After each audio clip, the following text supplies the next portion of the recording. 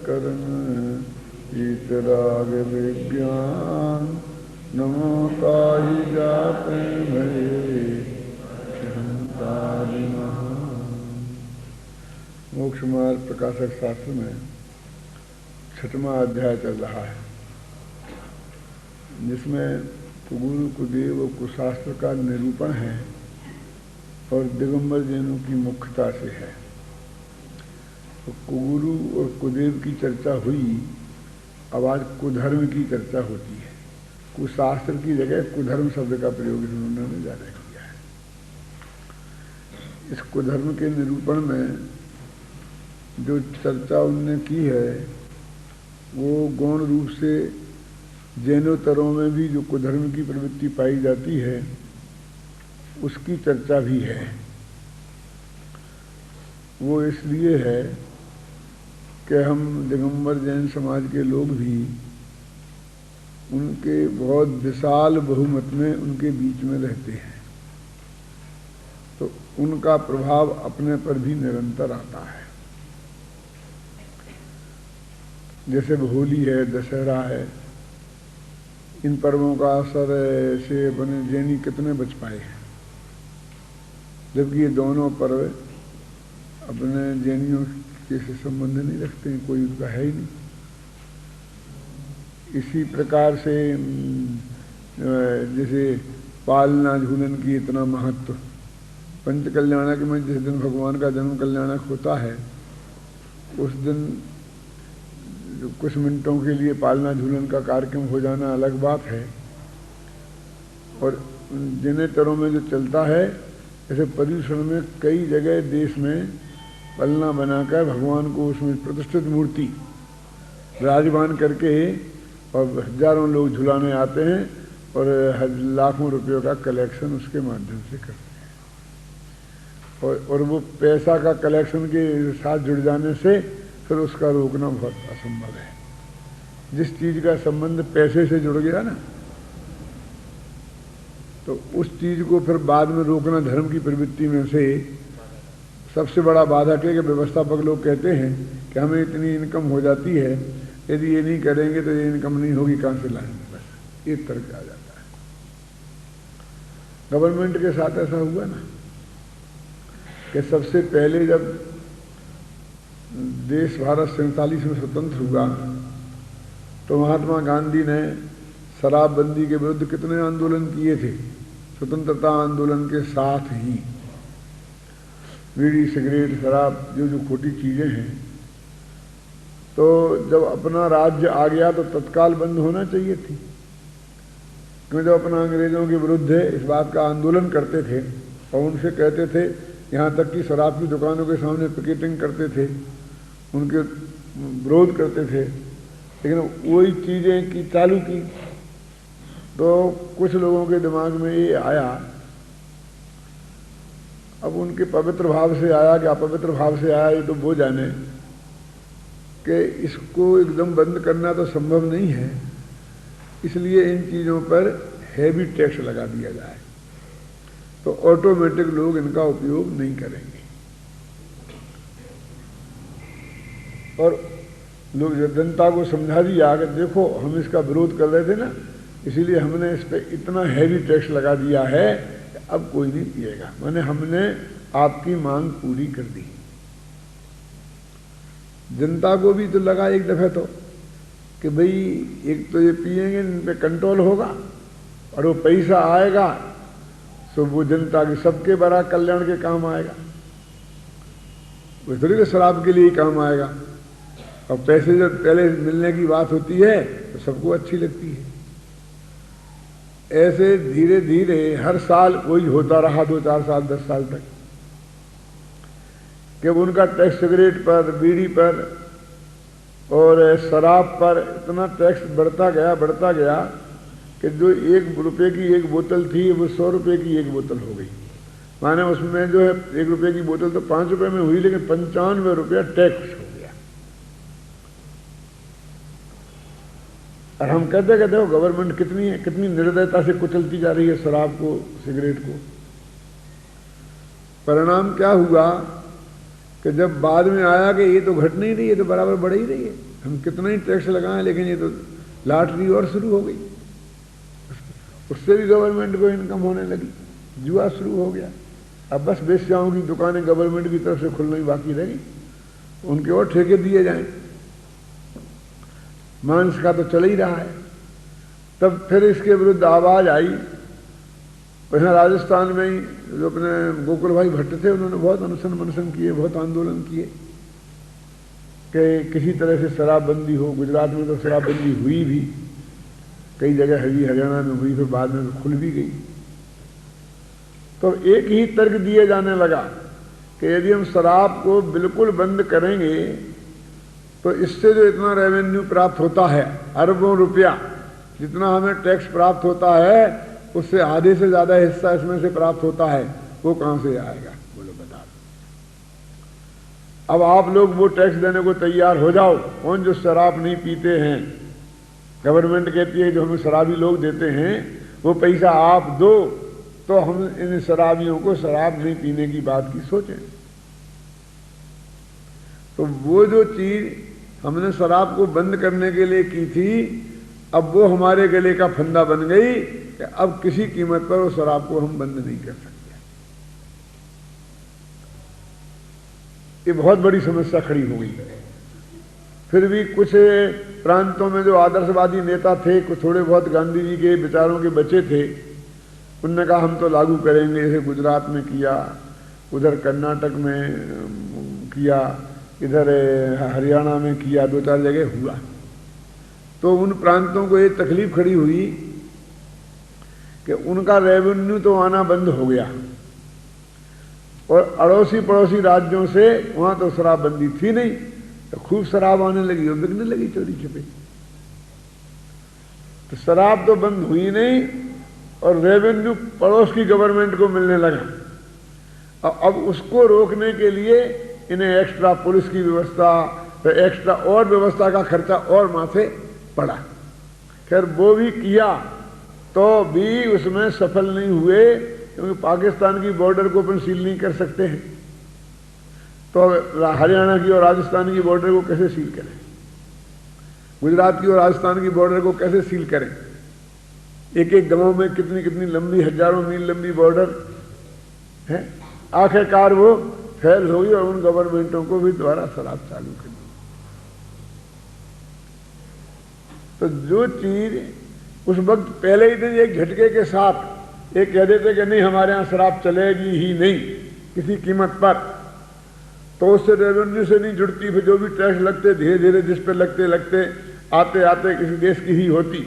और उस वक्त इतनी लोकप्रियता थी उन नेताओं में कि वे जो भी काला पीला कर देते जनता आंख मीच के स्वीकार कर लेती। उनके पास इतना जनबल था, इतनी लोकप्रियता थी कि कोई उनके विरुद्ध कुछ भी नहीं कर सकता था। इससे उनकी लोकप्रियता थोड़ी बढ़ती, कम घटती नहीं। लेकिन आज का नेता में ये ताकत नहीं है, कोई है ही नहीं। आज का तो ये है कि आज टेलीफोन की दरें बढ़ती है और सुबह वापस। विरोधी पार्टियों से कोई नहीं डरता है। विरोधी पार्टियां कितनी चिल्लाती हमेशा ही, लेकिन वो सहयोगी चार जिसके एमपी हैं वो कह देती है कि नहीं। कितनी चीजें घोषित होने के बाद वापस हुई। तो आज समझ लीजिए कि आज कोई आदमी कुछ करने में समर्थ ही कहां है। जो तो वो काम है जिससे गवर्नमेंट को रेवेन्यू मिलेगा पैसा, उसको कोई नहीं कर सकता है ना। तो जिसमें रेवेन्यू चला जाए ऐसा काम को कौन करे? और वो शराब की लाभी और जो लाभियां हैं वो इतना बड़ा विद्रोह खड़ा कर दें कि वो उनकी 1 मिनट में उनके हाथ में गवर्नमेंट है। 10-5 एमपी को खरीदना और बेचना तो उनके लिए चुटकियों का काम है। एक गले का फंदा बन गया ना। ऐसे ही धर्म के साथ भी होता है कि जब विशाल बहुमत के बीच में जो अल्पमत रहता है तो उसमें उसकी छाया निरंतर पड़ती है। और वो देखते हैं कि वहां इनकम के सोर्स पलना झूलन से हो रहे हैं, तो अपने भगवान को अपन पलना झुला दें। गणेश जी को बैठालते हैं तो अपन भगवान महावीर को बैठा दें फटाफट। और वो सारी प्रवृत्तियां ऐसी पनपती जाती हैं। ये कोई प्रवृत्तियां जो खोटी प्रवृत्तियां को पनपने का कोई ठेका किसी अकेले संप्रदाय का नहीं है। अपन मुख्य संप्रदाय में क्या कम है? वो अपना जो पल्ला होता है ना इतना सा, अब वो फैलते फैलते कितने फुट का हो गया? 42 फुट का हो गया। अब कब 48 का हो जाएगा, कब 52 फुट का हो जाएगा, पता नहीं। अब उस पलना ने सिर्फ हमारी स्टेज को ही नहीं घेरता है, वो तो हमारे समय को भी खाता है। तो प्रोचनी उस जन्म कल्याणक के दिन जो सबसे बढ़िया दिन माना जाता है, सबसे ज्यादा जनता आती है, वो एक आध व्याख्यान भी मुश्किल से नहीं हो पाता है। वो भी रात के 11-12 बजे लेटेस्ट कोई जब मिले जब, और तब भी पलना वाले झुलाते रहते हैं, आगे पीछे चिंते पे होती रहती है ना। और उसमें नेक पूरा करना पड़ता है। धर्म देखो, उसने धर्म को भी खाया। और अब वो आए, उसके खर्चे हुए हैं 50-60 हज़ार 70 हज़ार रुपया। तो कार्यकर्ताओं को कम से कम 1-2 लाख रुपया तो चाहिए उसमें से। अब जितने लोग आगे झुलाएंगे 10-5 रुपया एक आदमी देगा, तो इनकम सोर्स बन गया। अब उसको कोई हिल नहीं सकता।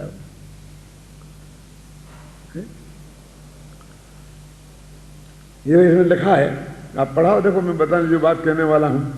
ये पेज नंबर 189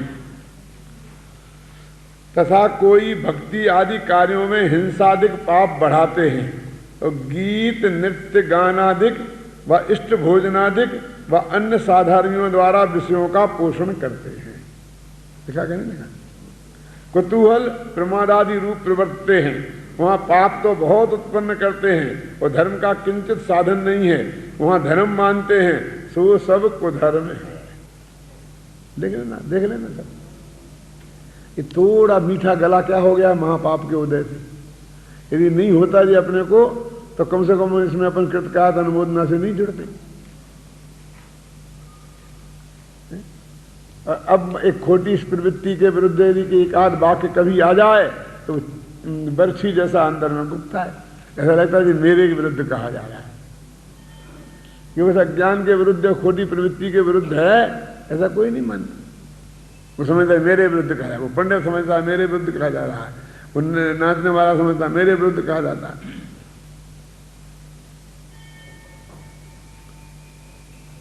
स्टेज पे वो सौधर्म इंद्रों को राजाओं को नचाते हैं, तो वे कहते हैं कि नचाने की वजह से लाखों की बोली बढ़ जाती है।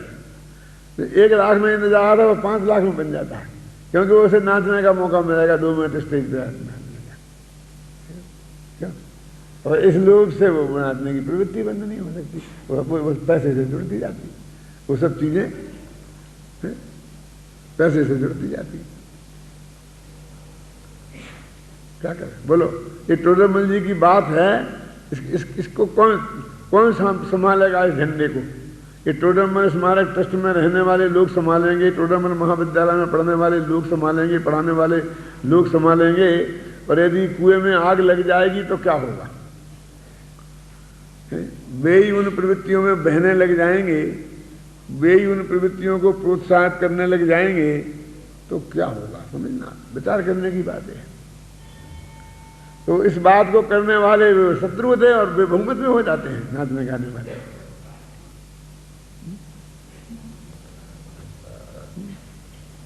और हमको तो करना है, हमको तो नाचना गाना करना है। तुम यहां नहीं करने दोगे, तुम्हारे माध्यम से नहीं करने दोगे, तुम्हारे नाम से नहीं करने दोगे, तो हम तो करेंगे, दूसरी जगह करेंगे, दूसरे के नाम से करेंगे। हम अलग सी कमेटी बना लेंगे, अलग संस्था का नाम बना लेंगे। टोडरमल संगीत सरता नहीं बनाने दोगे तो हम जयचंद छावड़ा संगीत सरता बना लेंगे, नहीं बनाने देंगे तो हम अपने ही नाम की एक संगीत सरता बना लेंगे बस। लेकिन हम तो करेंगे।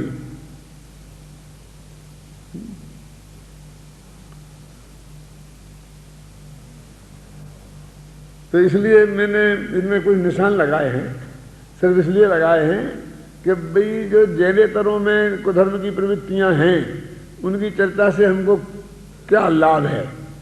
जो प्रवृत्तियां हमारी अंदर में प्रविष्ट करती जा रही हैं, हम तो उनकी चर्चा करें। गुरुदेव श्री एक बात कहा करते थे बहुत बड़ी श्रद्धा उसके साथ में कि व्यवहार जो है इसका पौर चढ़ता है, ये शब्द उनका था। पौर माने एक नशा है, ये नशा है। जब एकदम चढ़ता है तो एकदम उसको होश नहीं रहता है, बस वो सारी मर्यादाएं तोड़ करके वो छलने कूदने लग जाता है बस सब। वो जिनके सामने कभी विनय की मर्यादा को इतना पाले कि गर्दन उठा के बात नहीं करे, ऐसी नीची गर्दन करके बात करे, वो आदमी उचकने कूदने लग जाता है उनके सामने, उचकने कूदने लग जाता है। जो माताएं बहनें हमसे आंख उठा के बात नहीं करें, बात करें तो ऐसी नीची गर्दन करके बात करें, है ना। बेईमाताएं बैठ जाए वो स्टेज पर नाचने लग जाती है हमारे सामने बैठे।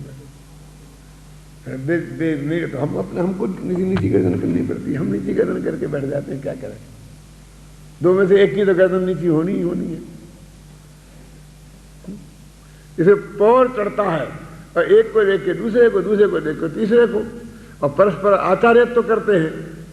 खुद उछलता है, खुद नाचता है और फिर बगल में दूसरे को पकड़ पकड़ के उसे उठाता है, तू भी आ, तू भी आ, तू भी आ, तू भी क्या बहती गंगा में हाथ धोने में हाल।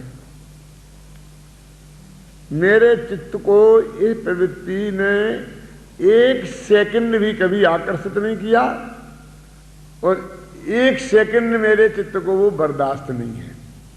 इसलिए अब मैंने तो उसमें वहां जाना आना बैठना ही बंद कर दिया, क्योंकि रुकती तो है नहीं, मानने वाले तो कोई है नहीं।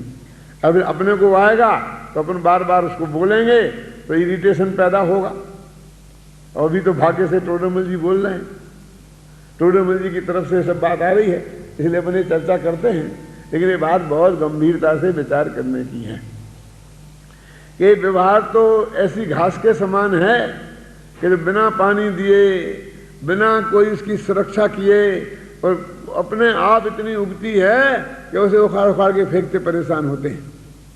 और जो अच्छे तत्व ज्ञान के जो बीज हैं ना, जो अच्छे अनाज हैं, जो पौष्टिक अनाज है तत्व ज्ञान के, और उनके लिए कितनी संभाल और कितनी सब वो करना पड़ता है, तब वे मुश्किल से बचते हैं। ऐसी है। अब देखो 188 पेज पर शुरू ही करते हैं, अब कुधर्म का निरूपण करते हैं, है ना। जहां हिंसादि पाप उत्पन्न हो व विषय कसायों की वृद्धि हो, वहां धर्म माने सो कुधर्म जानना। ये उनकी परिभाषा है, वो मान्यता से है कि कार्य तो हिंसा देख के हो रहे, उसमें रंच मात्र भी धर्म की कोई चीज नहीं दिखाई देती है। वो एक अकेले सौधर्मिंद का उदाहरण है, नाचने वाले सबको सौधर्मिंद का उदाहरण। सौधर्मिंद नाचा था, दरवाजे पे आके नाचा था, दरवाजे पे आके नाचा था, उसको पेश करते रहते हैं। सौधर्म इंद्र अपने जीवन में सिर्फ तभी नाचता है जिस दिन भगवान का जन्म होता है। अब बोलिए कि जैसे 10 कोड़ा कोड़ी सागर में 24 तीर्थंकर हुए, अब 24 दफे 10 कोड़ा कोड़ी सागर में 24 दफे भरत क्षेत्र में उसका नंबर आएगा, तो दूसरे क्षेत्रों के होंगे वो अलग है, क्यों। अब उसका कितना नृत्य होगा, वो आटे में नमक भी होगा क्या, क्यों।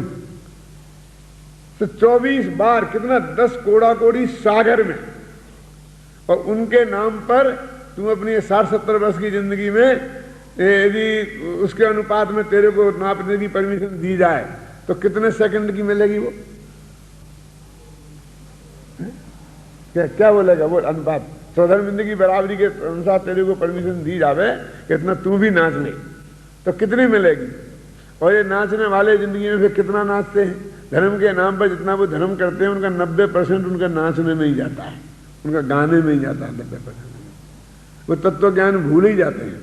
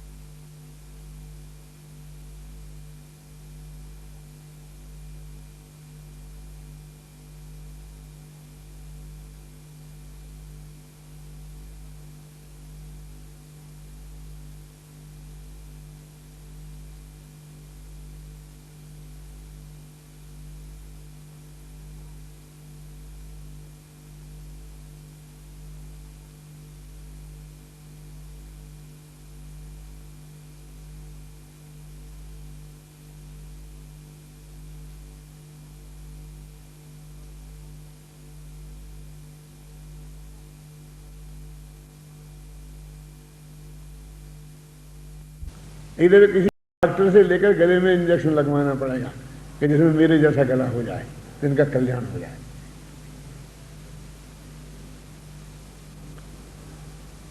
सोच लेना, मतलब मेरी बात पर आप बहुत आत्मा के कल्याण की भावना से विचार करना, जैसे तो मानना, नहीं जैसे तो नहीं मानना। मेरे को तो कभी कभी बहुत पीड़ा होती है तो मैं व्यक्त कर देता हूं। ये धर्म की प्रवृत्ति नहीं है, इसमें धर्म रंच मात्र भी नहीं है। अब स्वधर्म हो गया, अब स्वधर्म का तो अनुपात बता ही दिया, स्वधर्म को ही आदर्श मानो तो अब अकेला समय दृष्टि स्वधर्म ही थोड़ी है, सारे लोकांतिक समय दृष्टि है कि नहीं। अब भी तुम्हारे जन्म कल्याणक में आते ही नहीं, उनमें नाचने गाने में आते ही नहीं, और आते हैं तो कैसे शुभ्र आते हैं। और फिर सर्वा सिद्धि के हमें वे भी समय दृष्टि है, मतलब 90 गरीब के ऊपर के हैं सब, तो वे कितना नाचते गाते हैं। तीर्थंकर स्वयं समय दृष्टि थे कि नहीं, तो वे कितने नाचे गए। अब तुम्हारे आदर्श तीर्थंकर हैं कि उनके दरवाजे पे नाचने वाला स्वधर्मेंद्र है, मुझे बताओ आदर्श कौन है? तो तीर्थंकर है ना आदर्श, तो प्रतिष्ठा तो उनकी हो रही है, मूर्ति तो उनके मंदिर में विराजमान हो रही है। धर्म का क्या स्वरूप है, और इसमें उछल कूद में कोई तत्व ज्ञान का विचार हो सकता है? नहीं साहब, हम तो प्रभावना के लिए करते हैं, तो तत्व ज्ञान का प्रचार असली प्रभावना है ना। तो हम तो यही तो कह रहे हैं कि इससे वो प्रभावना बाधित हो रही,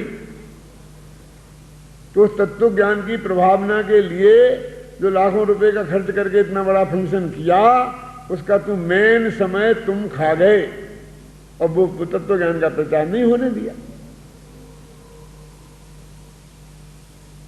मतलब समझिए ना आपने ना, तो तुम्हें प्रभावना के नाम पे जो काम कर रहे हो तो अप्रभावना हो रही उससे।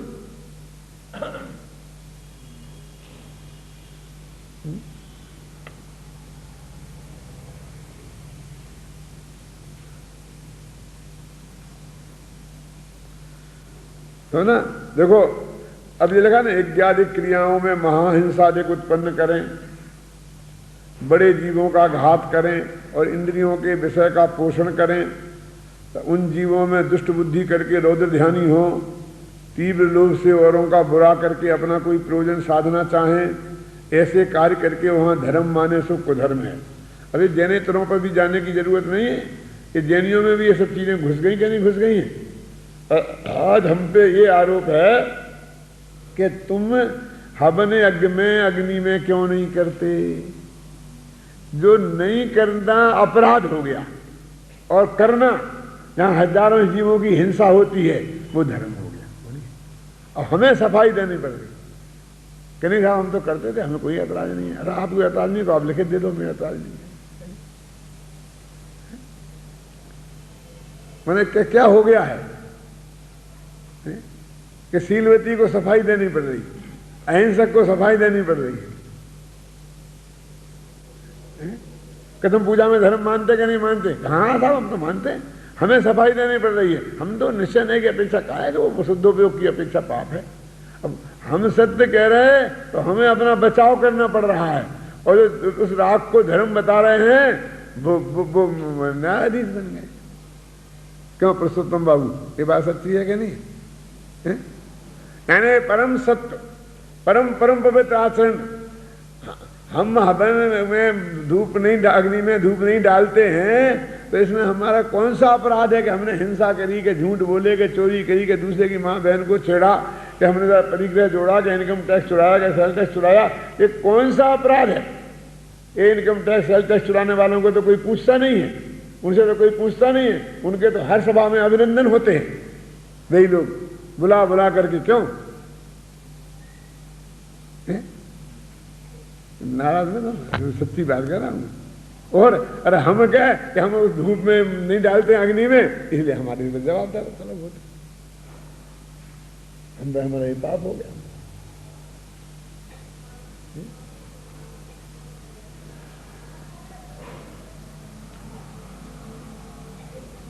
यानी कोई और चीजें विचार करने की है ना। निषेध किनका होना चाहिए, जवाब तलब ये होना चाहिए कि आप ऐसा बिजनेस क्यों करते हो, आप ऐसी चोरी चपोटी का काम क्यों करते हो, आपने ऐसा काम क्यों किया, है ना। उसको कोई पूछने वाला नहीं, कितने सब बिजनेस करने वाले हैं, कितने क्या करने वाले हैं। और ये धर्म की बिल्कुल शुद्ध सात्विक जो प्रवृत्ति है उसके ऊपर जवाब सवाल चलते हैं। और क्या करें, हम इतने अल्पमत में हैं कि हमको सफाई देने की पोजीशन में खड़ा होना पड़ता है। उनमें नहीं, हम अपने में ही अल्पमत में हैं, अपने पंडितों में अल्पमत में हैं। क्यों कि हम ये बात कहेंगे तो दूसरे दिन हमको ये सुनने को मिलेगा कि जिसको भगवान की भक्ति का भाव नहीं आया, भगवान के सामने नाचने का भाव नहीं आया, वो कभी सम्यदृष्टि नहीं हो सकता, उसके सम्यदर्शन होगा ही नहीं। भगवान की भक्ति का भाव नहीं आता है, भगवान के सामने जाकर से नाचने का भाव नहीं आता है, वो कैसा भगत है। उतारिए बैठेंगे उसकी, इतना उत्साह नहीं, भगवान की भक्ति का इतना प्रेम नहीं, भगवान की नहीं, पूजा करने का भाव नहीं आता, भक्ति करने का भाव नहीं आता, नाचने का भाव नहीं आता, गाने का भाव नहीं आता। वो यहाँ से शुरू हो जाएगा है? और बहुमत हो जाएगा उसका। क्यों? तो इसलिए नहीं कि उसने बहुत बढ़िया बात कही, क्योंकि उसी रुचि के लोग वहां ज्यादा बैठे हैं। सब बेचारे निजी गर्दन किए बैठे थे सुनते सुनते। अब एक ने ऐसा कहा तो उनको मौका मिला है तो गर्दन ऊंची करे खड़े हो जाते हैं सब। वो भगवान जैन ही नहीं, वो जैन ही नहीं, भगवान की भक्ति का ऐसा भाव नहीं है, वो जैन ही नहीं। वो अपन 1 मिनट में हमें अजैन घोषित कर देगा, मिथ्या दृष्टि घोषित कर देगा, सम्यक दर्शन कभी नहीं होगा ये घोषित कर देगा, अभव्य घोषित कर देगा। जितनी गालियां उसके पास हैं वो सब दे देगा। देखो, तथा तीर्थों में व अन्यत्र स्नान आदि कार्य करें, वहां बड़े छोटे बहुत से जीवों की हिंसा होती है, शरीर को चैन मिलता है, इसलिए विषय पोषण करते हैं होता है, और कामादिक बढ़ते हैं, कुतूहलादिक से वहां कसाय भाव बढ़ाता है, और धर्म मानता है, ऐसे सबको धर्म है। ये सब अकेले गंगा के नहाने की बात नहीं है। अपन राजगिरी जाते हैं ना, तो वो लौट के वो कुंड है ना नीचे, वो कुंड में सब के सब डूब जाते हैं, यात्रा करके लौट के आते हैं। और क्या जरा सा कुंड, हजारों आदमी रोजीना उसमें नहाते। कौन बीमारियों वाले जिनके दाद हैं, खाज हैं, एक्जिमा है, कितनी कितनी गंदी बीमारियां हैं, वो सब उसमें लगाते, उसमें जाके मरते हैं। में बीमारी अच्छी हो जाती, बीमारी अच्छी हो जाती, ये अच्छा हो जाता है, अच्छा गर्म गर्म पानी आता है, एकदम ताज़ा ताज़ा पानी आता है। क्यों? तो हम धर्म तो नहीं मानते। तो लिखा ना कि विषय का पोषण तो होता है ना, शरीर को चैन मिलता है, ये तो हुआ ना। क्यों? शरीर को चैन मिलता है, विषय पोषण होता है, काम आदि बढ़ते हैं, कुतूहल आदि और कसाय भाव बढ़ाता है। अनछना पानी तो है ना वो। ये लोग कितने गए थे, कितने नहा के आए, कितने नहा के बिना नहाए आ गए, और जो बिना नहाए आ गए, तुमने नहीं नहाया कि नहीं? अरे यार तो तुम्हारी यात्रा ही क्या हुई है? अच्छा, और दूसरे दिन यात्रा में जाए तो नहीं जाए, लेकिन कुंड में जरूर जाएगा, और शाम को भी यदि 3 दिन रह रहा है तो 6 दफे कुंड में नहा के आएगा। नहीं, मेरा विचार करना, मेरे कहने का मतलब ये पंडित जी ने लिखा है ना, तो ये तो गंगा स्नान वालों के लिए लिख दिया, ये उनके लिए लिख दिया, ऐसे दूसरों पे टालने की जरूरत नहीं है, समझ में है ना। तथा संक्रांति ग्रहण के साथ, ये तो अपने नहीं है तो उनके हैं, लेकिन संक्रांति पे तुम्हारे अंदर में कुलबुली छूटती है कि नहीं? तुम भी लंका के गधा तो नहीं बनते हो ना, बराबर सुबह नहा लेते हो, और तिल्ली भी लगाते हो, तेल भी लगाते हो, खाते भी तिल्ली तेल बराबर, है ना। संक्रांति का होता क्या नहीं होता? ग्रहण व्यतिपात आदि में दान देता है, और बुरे ग्रहादिकों के अर्थ दान देता है, पात्र जानकर लोभी पुरुषों को दान देता है, दान देने में सुवर्ण, हस्ती, घोड़ा, तिल आदि वस्तुओं को देता है, परंतु संक्रांति आदि पर्व धर्म रूप नहीं है। देखो लिखा ना क्लियर। ज्योतिषी के संचार आदि के द्वारा संक्रांति आदि होते हैं, तब दुष्ट ग्रहादिक के अर्थ दिया, वहां भय और लोभादिक से की अधिकता हुई, इसलिए वहां दान देने में धर्म नहीं है। तथा लोभी पुरुष को देने योग्य पात्र नहीं है, क्योंकि लोभी नाना असत्युक्तियां करके ठगते हैं, किंचित भला नहीं करते। भला तो तब होता है जब इसके दान की सहायता से वह धर्म साधन करे, परंतु वह तो उल्टा पाप रूप प्रवृत्ता है, इसलिए पाप के सहायक का भला कैसे होगा? तो उसकी पाप में सहायता कर रहा है।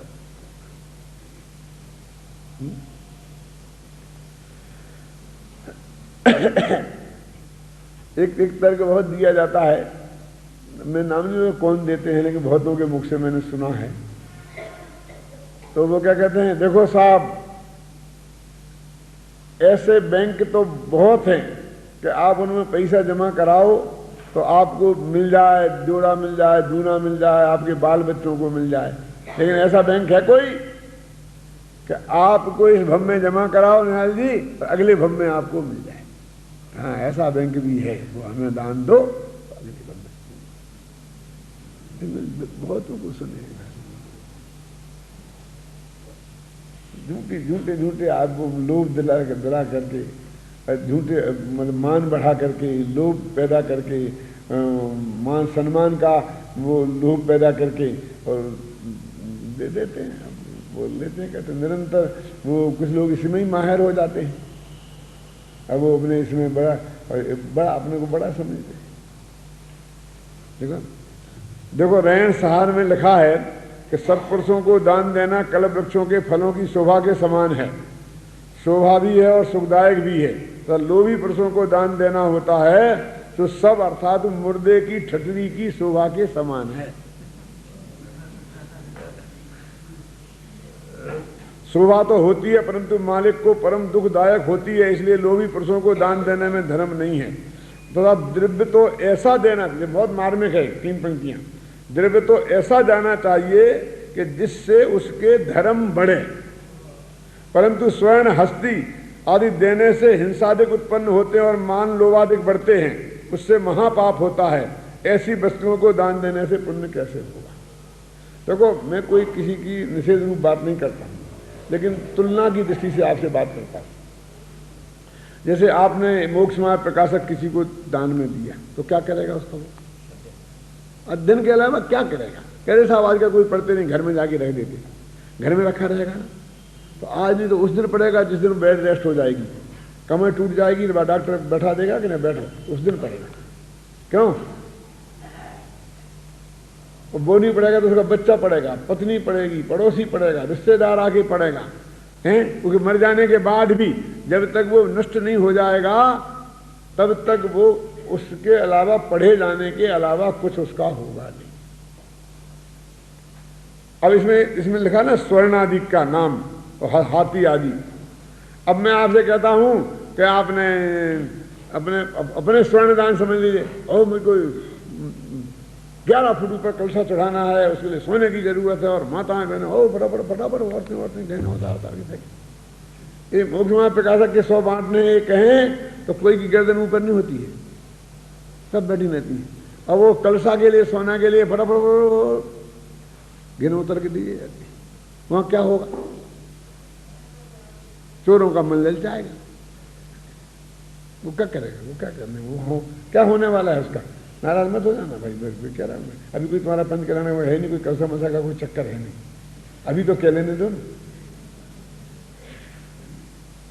माने अपने जो भी है उसको वो चीज किस काम में आने वाली है इसका तो विचार करो ना। जिसके लिए आप दान दे रहे हो वो क्या काम में आने वाली है?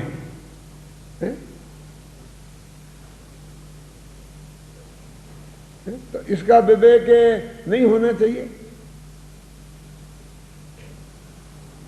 इतने बड़े पंच कल्याणक होते हैं ना, करोड़ रुपया खर्च होते हैं, अरे साहित्य लेके जाते हैं, हमारे कोई व्यवस्था को नहीं है, हमारे कोई बेचने वाला नहीं, हमारे कोई कार्यकर्ता नहीं है। कार्यकर्ता नहीं तो 1 लाख आदमी को बुलाए, उनकी तुम संभाल कैसे करोगे? क्यों? उसकी संभाल कैसे करोगे? वो तो है, वो तो बहुत है। अब साहित्य के बुक स्टॉल लगने के लिए कार्यकर्ता नहीं है, साहित्य का बुक स्टॉल लगने के लिए जगह नहीं है, साहित्य के सूचना देने को 1 मिनट की कहो ना, इस साहित्य की बिक्री की सूचना देने दो, नहीं नहीं नहीं नहीं फुर्सत नहीं है। 1-1 2-2 घंटा बोली लगाते हैं और सूचना देने के लिए मेरे जैसे आदमी को 6 दफे कहना पड़ता है, तब 1 दफे सूचना दी जाती है। किन में? जहां हमारे प्रतिष्ठाचारी हैं, जहां हमारा सारा सब कुछ ताकत लगी हुई है। छाबड़ा जी पीछे पीछे पड़े रहे कि तुमको 25% कम करना पड़ेगा तुम पंचकल्याण समिति की तरफ से, तो ही हम आएंगे, नहीं हम काय के लिए आते हैं। अरे साहब हमारे पास बहुत कम है, अरे साहब हमारे पास क्या कमी, अरे भिखारी बने हमारे कुछ नहीं है, कुछ नहीं है, अलग अलग की बोली। 1 करोड़ के बजट में 1 लाख का साहित्य बेचने में हमारी वो छबड़ा जी की जान निकल जाती है, और 6 आदमी को यहाँ से ले जाना पड़ता है, तब बेच पाते, इस कीमत पे जाती है।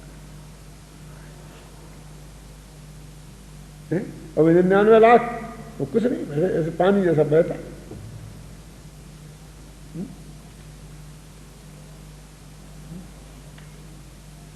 हम अपने लिए कोई कुछ नहीं लेता, अपने आदमी वो रविंद्र जैन आता है 2-2 लाख ले जाता है, बोतलें पीते हैं और गंदे गंदे गाने गा के, तू क्यों गोरा, मैं क्यों काली, मैं क्यों काला, तू क्यों गोरा, क्यों गा करके चले जाते हैं, और किसी को माथे पर सल नहीं आता है। क्यों? ये बात विचार करने लायक नहीं है कोमल चंद जी? ये पंडित जी ने लिखी ना, देखो द्रव्य तो ऐसा देना चाहिए, यानी 250 वर्ष पहले। मान लो आप सोच सकते हैं कि मेरे का स्वार्थ हो सकता है, तुम्हें अपनी साहित्य बेचना है, लेकिन ये तो 250 वर्ष पहले पंडित टोडामल को तो कुछ नहीं करना था। द्रव्य तो ऐसा देना चाहिए जिससे उसका धर्म बढ़े, परंतु स्वर्ण हस्ती आदि देने में तो हिंसादिक उत्पन्न होते हैं और मान लोभ आदिक बढ़ते हैं, उससे महापाप होता है। ऐसी वस्तुओं को देने वाले को पुण्य कैसे होगा? ये सब कुधर्म में ले रहे, ये समझ लेना। आप समझ रहे कि हमारा ये इतना पैसा समाज का निकल के जा रहा है, वो दान में जा रहा है, वो धर्म हो रहा है। ये पंडित टोडामल जी कहते हैं हमारे खाते में तो बिल्कुल ही जमा नहीं है, हमारे खाते में तो सब कुधर्म में जमा है।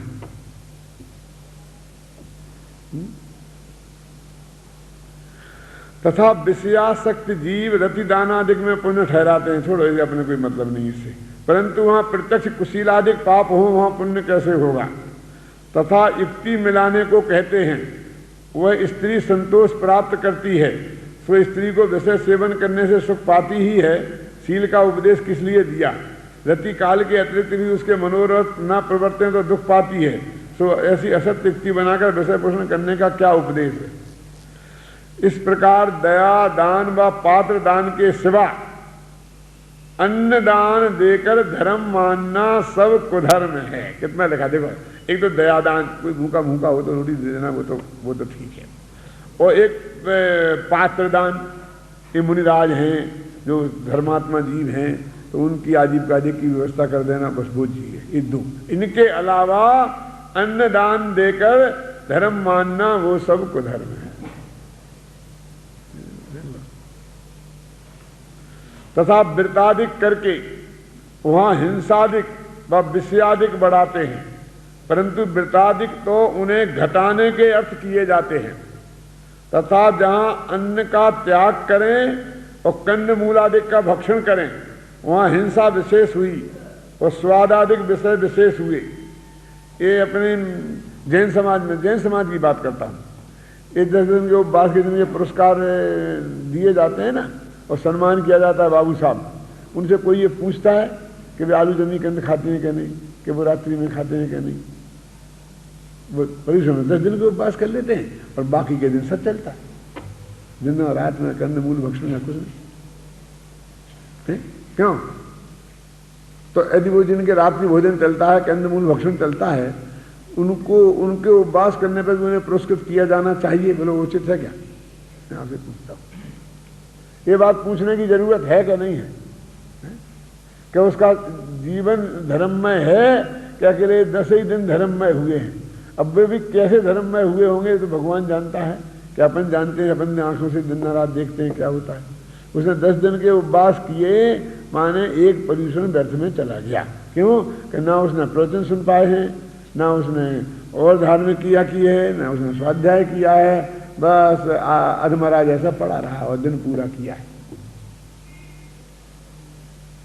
90% ऐसे होते, कोई अच्छे भी होते होंगे भाई, मैं सबकी बात नहीं करता। तो दिन में तो भोजन करता नहीं है और रात्रि में भोजन करता है। वहां प्रत्यक्ष ही दिन और भोजन में और रात्रि भोजन में विशेष हिंसा भाषित होती है, प्रमाद विशेष होता है। तो व्रताधिक करके नाना श्रृंगार बनाता है। देखो उपवास और सत्समर के मंदिर में आएंगी देवांगनाएं बन के आएंगी, और उसका जुलूस निकलेगा तो उस दिन तो बिल्कुल दुल्हन बन करके हाथी पर बैठ के निकलेगी। लिखे ना क्या उपवास आदि करते हैं, श्रृंगार आदि करते हैं के बाद में कुतूहल करता है, जुआ आदि रूप प्रवृत्ता में समय काटने के लिए इत्यादि पाप क्रिया करता है। और व्रताधिक का फल तो लौकिक इष्ट की प्राप्ति और अनिष्ट के नाश चाहता है। मेरे इतने उपवास के इसका फल मुझे ये हो जाए, मेरा ये हो जाए, ये हो जाए, अनिष्ट का नाश हो जाए। वहां कसायों की तीव्रता विशेष हुई। इस प्रकार व्रताधिक से धर्म मानता है सो वह कुधर्म है। देखो कितने कुधर्म गिना रहे। अब जो अपने में हो उन्हें छोड़ देना, जो अपने में नहीं आते हो उन्हें देख देख के कसाई नहीं होना। और कोई भक्ति आदि कार्यों में हिंसादिक पाप बढ़ाते हैं। नित्य गाना गीत नृत्य गानादिक व इष्ट भोजनादिक व अन्य सामग्रियों द्वारा विषयों का पोषण करते हैं। खुद को नहीं सजा पाते हैं ना, तो वेदी सजाते हैं, मंदिर सजाते हैं, मंडप सजाते हैं, तो यहां वहां करके तो सोनगढ़ में हम जाते थे तो भीमतारिणी बहनें रहती थी वहां, तो शाम को देखे तो कुछ नहीं, और सुबह देखे तो एकदम ढल ढल ढल ढल ढल ढल ढल ढल ढल। ये क्या हुआ, ये किसने किया? कोई आदमी आ गया, बहनों ने। और बहनें ना प्रवचन में सुने, ना बैठे, ना शांति से, और बस रात भर उसमें लगी रही। ये फूल टांगने में, यहाँ टांगने में। घर में रहती तो भाई बहनों की शादी मादी में वो वही करती, तो वही जाके वहां वो क्या देखता।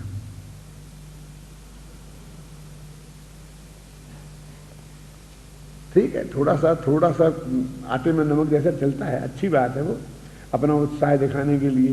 लेकिन इतना इतना इतना कि उसमें सब कुछ वही खत्म हो जाता है, तो उसमें क्या मतलब है? देखो जैसे कितने ही शरीर को क्लेश उत्पन्न करते हैं, वहां हिंसादिक उत्पन्न करते हैं, वह कसायादिक प्रवृत्ते हैं। जैसे पंचाग्नि तपते हैं, सो अग्नि में बड़े बड़े जीव जलते हैं, हिंसादिक बढ़ते हैं। इनमें धर्म क्या हुआ? तथा ऊंधे मुँहे झूलते हैं, ऊर्ध बाहु रखते हैं, इत्यादि साधन करते हैं, वहां क्लेश ही होता है, कोई धर्म के अंग नहीं है। अभी आगे देखो पेज नंबर 190 पे,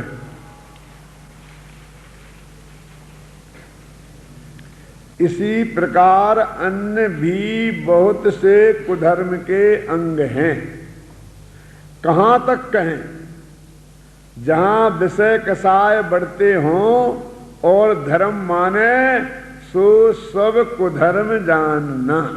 इतनी एक परिभाषा है, इतनी समझ जाना। अब हर चीज पे तुम अपना नाप करना और विवेक से हर चीज में करना।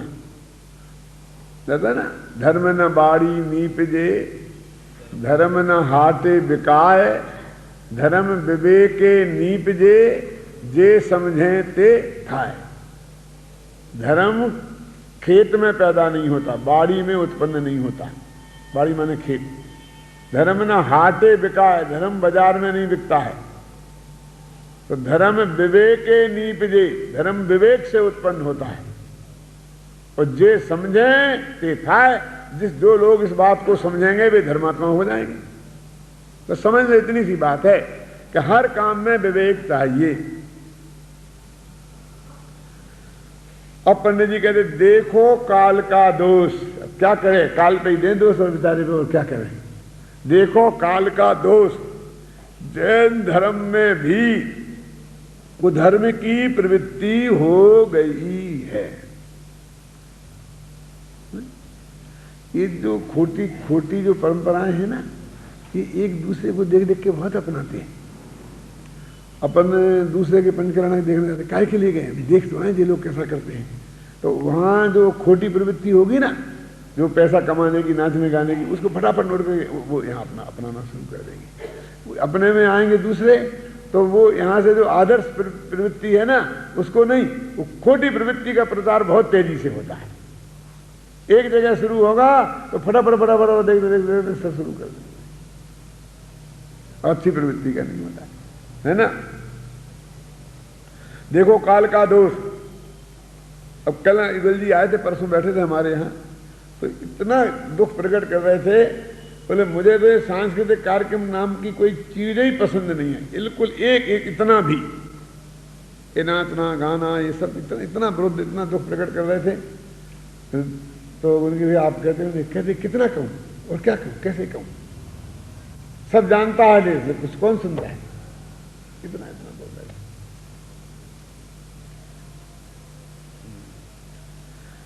जैन मत में जो धर्म पर्व कहे हैं, वहां विषय कसाय छोड़कर संयम रूप प्रवर्तना योग्य है, उसे तो ग्रहण नहीं करते और व्रताधिक का नाम धारण करके वहां नाना श्रृंगार बनाते हैं। देखो जब हमने अपने का श्रृंगार का त्याग किया ना, समझे ना, तो अकेले शरीर के श्रृंगार का नाम ही श्रृंगार नहीं है। फिर अपने कपड़े का श्रृंगार, फिर अपने पलंग का श्रृंगार, फिर अपने कमरे का श्रृंगार, फिर अपने मकान का श्रृंगार, ये सब उसमें आते हैं। लेकिन जो इसका नहीं कर पाते हैं ना, वो सारा क्रीम पाउडर दीवालों पे लपेट देते हैं, कमरे में लगा देते हैं, उसे सजाने लगते हैं। मैंने बोला ना कि श्वेतांबर लोग भगवान की मूर्ति को बढ़िया बढ़िया सोने चांदी से मर देते हैं और लिपस्टिक में सब लगा के तैयार कर देते हैं। अब दिगंबर बेचारे वो नहीं कर सकते, क्योंकि दिगंबर में तो बिल्कुल नीट एंड क्लीन चाहिए। तो ये वो मंदिर की बेदी पे उतनी उससे ज्यादा कारीगरी कर देते हैं, उस पर सोना चिपका देते हैं, उस पर वो जो सब चीजें भगवान पे नहीं चिपका पाते हैं बेदी पे चिपका देते हैं, मंदिर पे चिपका देते हैं, उस पर वो टेबल लगाते हैं, टेबल पे चिपका देते हैं। वो सारी कलाकारी उसके आसपास कर देते, क्योंकि उसको जो श्रृंगार करने की तमन्ना है, मुझे तो श्रृंगार करना है। वो कहीं ना कहीं कर देगा। बस कहाँ गया? इष्ट भोजनादिक करते हैं, बहुत बढ़िया, ये चूरमा बाटी चाहिए, ये चाहिए, अरे भाई सीधी सटी रोटी दाल ऐसे रखो, बस करके जिसको बीमार भी नहीं हो, आदमी आए तो शांति से रह सके। जैसे मैंने घर में खाता है, वैसे उसे वैसा खाना, जो कि शिविर में आया है तो उसे तो खाने की सुविधा चाहिए कि 2 टाइम उसका पेट भर जाए और वो बीमार नहीं पड़े, ऐसा खाना जरूर चाहिए कि स्वस्थ रह सके। इसके अलावा यहाँ पर वो शादी में नहीं आया है, लाडू खाने नहीं आया है, तो कोई मिष्टान्न खाने की भावना से नहीं आया है। और वो तो जमाना गया जब वर्ष में 1-8 दफे मुश्किल से कोई शादी विवाह का मौका आता था तो मिष्टान्न खाने को मिलता था, तो लोगों को उसका रस रहता था। अब तो इतना ज्यादा हो गया है कि रोज ही ना इतने कार्ड पड़े हैं घर पे कि यदि रोज ही ना शादी विवाह में जाने लग जाए ना तो हमको घर पे रोटी नहीं बनाना पड़े। यानी मिष्टान्न वगैरह खाने के लोगों को इतने अवसर हैं, और घर में भी बना के खाते हैं, और घर में मेहमान आ गए तो उसके बहाने खाते हैं, उनके साथ के बहाने खाते हैं, अपन मेहमानी में गए तो वहाँ खाना, रिश्तेदारी, इतने हैं कि लोग उससे ऊब गए। अब लोग तो रोटी दाल को तरसते हैं, ये जमाना ऐसा आ गया है। रोटियां भी बनाएंगे तो मक्की की बाजेगी, और उसमें वो रोटी पड़ेगी, वो पकवान पड़ते थे 100 रुपए की थाली, तो रोटियों की थाली 200 रुपए की थाली। क्यों? इतनी बाजरा की रोटी डाल देंगे, इतनी मक्की की रोटी डाल देंगे, 200 रुपए की थाली। वो भी फैशन हो गया है। मैंने शुद्ध सात्विक 1-2 सब्जी, 1 दाल बना ली, कम से कम मिर्ची, कम से कम नमक, कम से कम घी, दाल, तेल, समझ गए ना?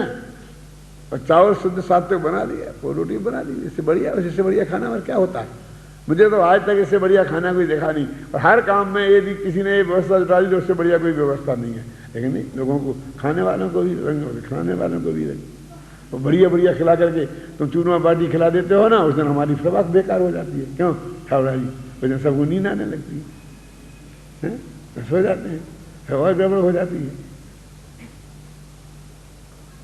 लिखा ना पंडित जी ने, मैं नहीं कह रहा हूँ, भोजन आदि, इष्ट भोजन आदि करते हैं, कुतूहल आदि करते हैं, कसाय बढ़ाने के कार्य करते हैं, जुआ इत्यादि महान पाप उपार्जित करते हैं, तथा पूजनादि कार्यों में, देखो अब आ गया तुम्हारा सब, पूछ लो।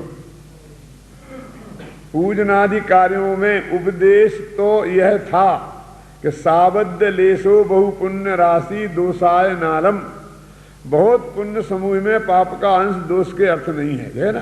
साबत बहुत कम पाप और बहुत पुण्य की राशि, लेकिन यहां पाप तो ढेर सारा और पुण्य का तो कोई ठिकाना ही नहीं है ना। था इस छल द्वारा पूजा प्रभावनादि कार्यों में रात्रि में दीपक से, देखो तो अनंत कायादिक के संग्रह द्वारा व आयतनाचार प्रवृत्ति से, ये नाचना आयतनाचार प्रवृत्ति में आता कि नहीं आता? और हिंसादि रूप पाप तो बहुत उत्पन्न करते हैं और स्तुति भक्ति आदि शुभ परिणामों में नहीं प्रवर्तते, बस थोड़े प्रवर्तते हैं। सो वहां नुकसान बहुत, नफा थोड़ा या कुछ नहीं, ऐसे कार्य करने में तो बुरा ही दिखना होता है। तथा जिन मंदिर की बात है, एक एक चीज, अब पंडित जी जो हम गड़बड़ करते हैं धर्म के नाम पर, सबको कुधर्म नाम कह रहे नहीं, और इसे 6वें अध्याय में डाला है।